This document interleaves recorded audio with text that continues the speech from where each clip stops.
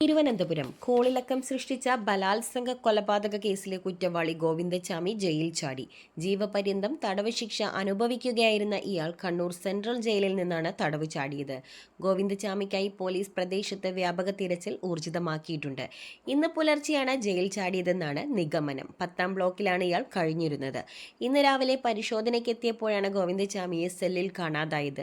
ഇയാളെക്കുറിച്ച് വിവരം ലഭിക്കുന്നവർ 94 46 89 9506 എന്ന നമ്പറിൽ ബന്ധപ്പെടണമെന്ന് ജയിൽ അധികൃതർ അറിയിച്ചു. അതീവ സുരക്ഷതയുള്ള 10ാം നമ്പർ ബ്ലോക്കിലെ സെല്ലിൽ ഗോവിന്ദച്ചാമി ഒറ്റയ്ക്കായിരുന്നുവെന്നാണ് വിവരം. സെല്ലിലെ കമ്പി വളച്ചാണ് ഇയാൾ പുറത്തിറങ്ങിയതെന്ന് സംശയിക്കുന്നു. 2011 ഫെബ്രുവരി 1 ഷൊർണൂർ പാസഞ്ചർ ട്രെയിനിൽ വെച്ച് യുവതിയെ ക്രൂരമായി പീഡിപ്പിച്ച് കൊലപ്പെടുത്തിയ കേസിലെ പ്രതിയാണ് ഇയാൾ. കൊച്ചിയിലെ സ്വകാര്യ സ്ഥാപനത്തിലെ ജീവനക്കാരിയായ യുവതി എറണാകുളം ഷൊർണൂർ പാസഞ്ചർ ട്രെയിനിൽ വീട്ടിലേക്ക് മടങ്ങുമ്പോൾ ട്രെയിനിൽ നിന്ന് തള്ളിയിട്ട് ബലാത്സംഗം ചെയ്ത് കൊലപ്പെടുത്തി എന്നാണ് കേസ്.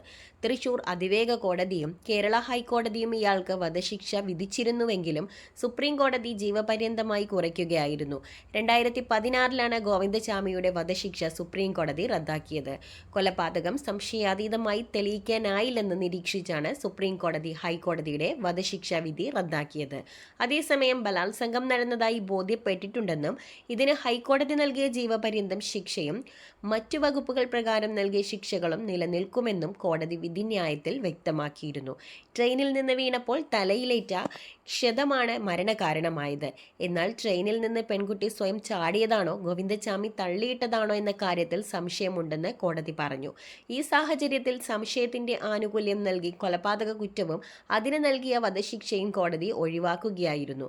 വധശിക്ഷ നൽകിയ തൃശൂർ അതിവേഗ കോടതിയുടെ വിധിക്കെതിരെ ഗോവിന്ദച്ചാമി നൽകിയ ഹർജിയിലാണ് രഞ്ജൻ ഗൊഗോയ് അധ്യക്ഷനായ സുപ്രീം കോടതി ബെഞ്ചിന്റെ വിധി. ഒറ്റക്കയ്യനായ ഗോവിന്ദച്ചാമിക്ക് പെൺകുട്ടിയെ തള്ളിയിടാൻ സാധിക്കുമോ എന്ന് വാദത്തിനിടെ കോടതി സംശയം പ്രകടിപ്പിച്ചിരുന്നു. തൃശൂർ അതിവേഗ കോടതിയാണ് ഗോവിന്ദച്ചാമിക്ക് വധശിക്ഷ വിധിച്ചത്. ഇതിനു പുറമെ ജീവപര്യന്തം തടവും 1 ലക്ഷം രൂപ പിഴയും വിധിച്ചിരുന്നു. വിധി ഹൈക്കോടതി ശരിവയ്ക്കുകയും ചെയ്തിരുന്നു. 2011 ഫെബ്രുവരി 1 കൊച്ചി ഷൊർണൂർ പാസഞ്ചർ തീവണ്ടിയിൽ സഞ്ചരിച്ച കൊച്ചിയിലെ സ്വകാര്യ സ്ഥാപനത്തിലെ 23-കാരിയായ ജീവനക്കാരി ക്രൂരപീഡനത്തിന് ഇരയായത്. ഫെബ്രുവരി 6 തൃശൂർ മെഡിക്കൽ കോളേജിൽ വെച്ച് പെൺകുട്ടി മരിച്ചു.